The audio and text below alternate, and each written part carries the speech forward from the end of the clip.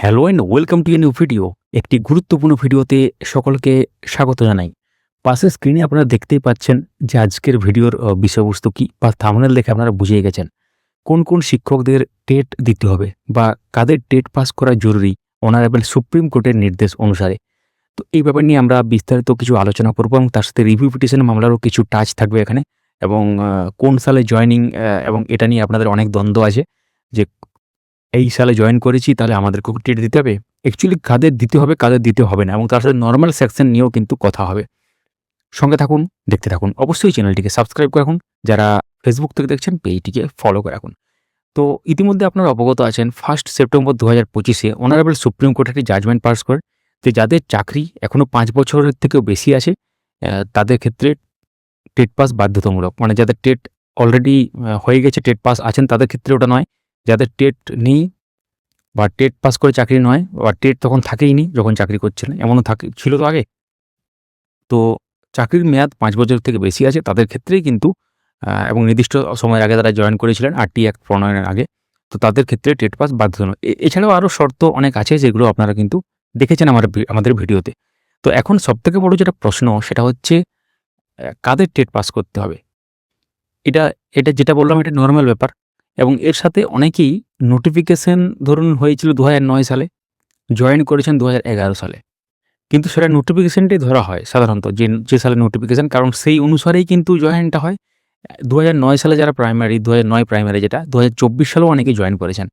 তাহলে কি 2024 সালের নিয়ম অনুসারে সেটা হয়েছে? না, 2009 সালে যে নিয়ম ছিল সেই অনুসারেই কিন্তু সেই নিয়োগটা হয়েছে। অর্থাৎ 2009 সালে তখন সেইভাবে তো টেট থাকেনি, যেটা এনসিটির নিয়ম অনুসারে যে টেট সেই অনুসারে কিন্তু ব্যাপারটা হয়নি। তো এখন ব্যাপার হচ্ছে তাদের দিতে হবে। অর্থাৎ 1 সেপ্টেম্বর 2025-এ যেটা বলা ছিল সেই অনুসারে কিন্তু চাকরির মেয়াদ যাদের 5 বছর থেকে বেশি আছে এবং যারা আরটি অ্যাক্ট প্রণয়নের আগে চাকরিতে যোগদান করেছেন, টেট থাকেনি তখন, তাদের ক্ষেত্রে টেট পাস বাধ্যতামূলক চাকরি বহাল রাখতে হলে। এটা গেল একটা পয়েন্ট। আরেকটা ব্যাপার হচ্ছে এখন অনেকেই বলবেন যে সিটেট কি এলিজিবল? তো অবশ্যই এটা নিয়ে চর্চার বিষয়। এখনো পর্যন্ত ওয়েস্ট বেঙ্গলের ক্ষেত্রে সিটেটকে এলিজিবল বলে ধরা হয়নি, কিন্তু ভবিষ্যতে আমরা আশাবাদী যে সিটেটকেও এলিজিবল করে দেওয়া হবে। কারণ সিটেট পাস করলে আপনারা ইন্টারভিউ দিতে পারবেন বা সিটেট পাস করলেই সেটা ডাব্লিউবি টেটের বা নর্মাল টেটের সমতুল্য হয়ে যাবে। এটা ভবিষ্যতে হয়তো হবে, এখন বলা যাচ্ছে না, অফিসিয়াল কোনো নোটিফিকেশন আসেনি। সঙ্গে থাকুন আমাদের, আমরা জানিয়ে দেবো নোটিফিকেশন এলে।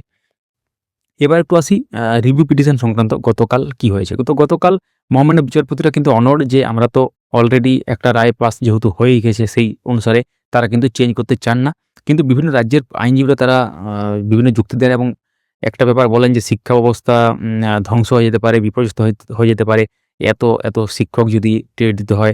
তো এই ব্যাপারটা এখন ব্যাপার হচ্ছে তখন মহামান্য সুপ্রিম কোর্টের পক্ষ থেকে বলা হয় যে এর আগেও তো বিভিন্ন রাজ্যগুলোকে সময় দেওয়া হয়েছিল।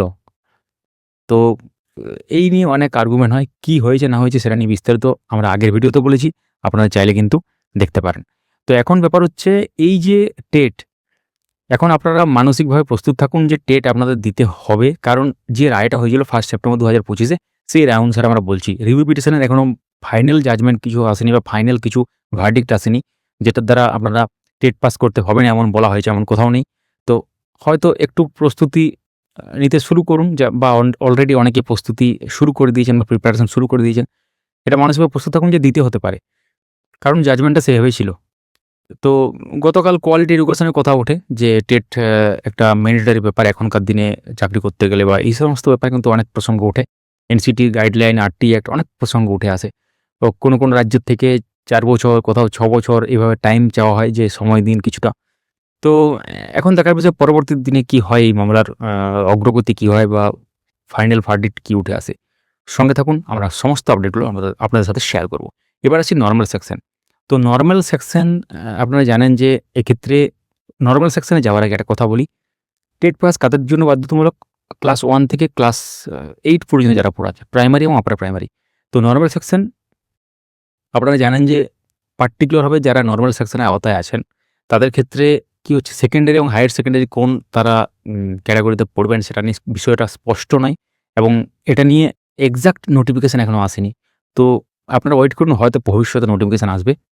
তো কমেন্টে জানাবেন যে আপনারা প্রাইমারিতে চাকরি করেন না আপার প্রাইমারিতে, অবশ্যই কমেন্টে জানাবেন।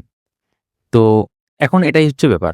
তো আমরা পরবর্তী যে আপডেটগুলো আসবে সেগুলো অবশ্যই নিয়ে আসবো আপনাদের সামনে।